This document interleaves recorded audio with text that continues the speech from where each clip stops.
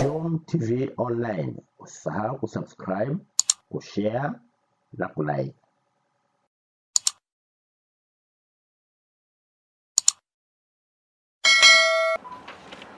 Mwezi wa Februari 2025, wilaya ya Mjini na Magharibi A ndizo zimeripotiwa kuwa na ajali zaidi, ambazo ni ajali 2 kwa kila wilaya. Na mwezi wa Februari 2024, wilaya Kaskazini A, Kaskazini B na Magharibi B ndizo zilizoripotiwa kuwa na ajali zaidi, ambazo ni ajali 3 kwa kila wilaya.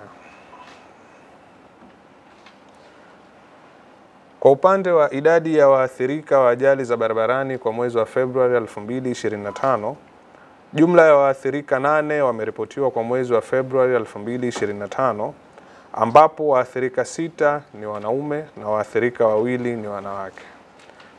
Wilaya ya Mjini na Magharibi A zimeripotiwa kuwa na waathirika wengi zaidi, ambao ni waathirika 3 sawa na 37.5% ikilinganishwa na wilaya nyingine.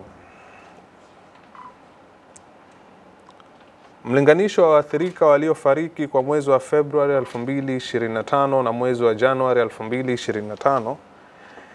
Idadi ya waathirika waliofariki kwa mwezi wa Februari 2025 ipo sawa na ya mwezi Januari 2025, ambao walikuwa ni waathirika 8.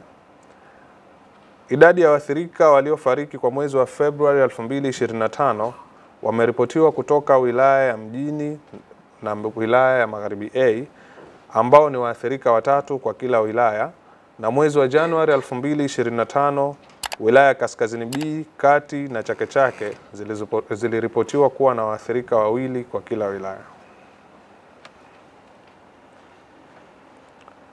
Mlinganisho wa waathirika waliofariki kwa mwezi wa Februari 2025 na mwezi wa Februari 2024.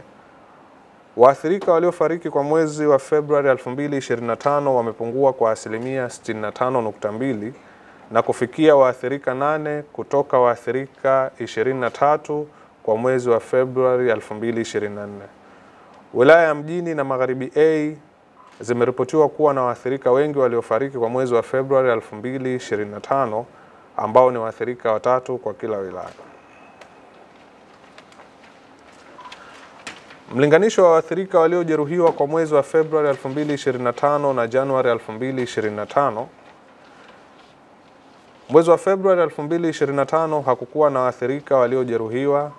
Kwa mwezi wa Januari 2025, wilaya ya Kaskazini A iliripotiwa kuwa na waathirika 2 waliojeruhiwa. Ajali kuna ajali ngapi ambazo zinasababisha vifo? Kuna ajali 6 ambazo zinasababisha vifo, ambapo jumla watu 8 wamefariki, 6 wanaume na 2 wanawake. Ni sahihi kweli kwamba wanaume hasa katika hii kuanzia miaka 15 mpaka 30 wanaongoza katika kufanya makosa ya usalama barabarani ukilinganisha na wanawake, kwamba wanaume wanapokuwa barabarani au vijana wanapokuwa barabarani kama hawa, kwamba wanakuwa wanaacha bila tahadhari na ile tahadhari ya usalama barabarani. Hata ukiangalia takwimu ukienda kule mamlaka, wale wanaochukua leseni zile ndogo, basi 90% ni wanawake, wanaume hakuna, ni kidogo sana.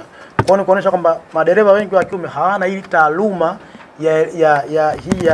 ya udereva, na ndio maana tunapowakamata tunachukulia hatua kali, ima kuwapeleka mahakamani ama kuwatoza zile tozo za papo kwa papo.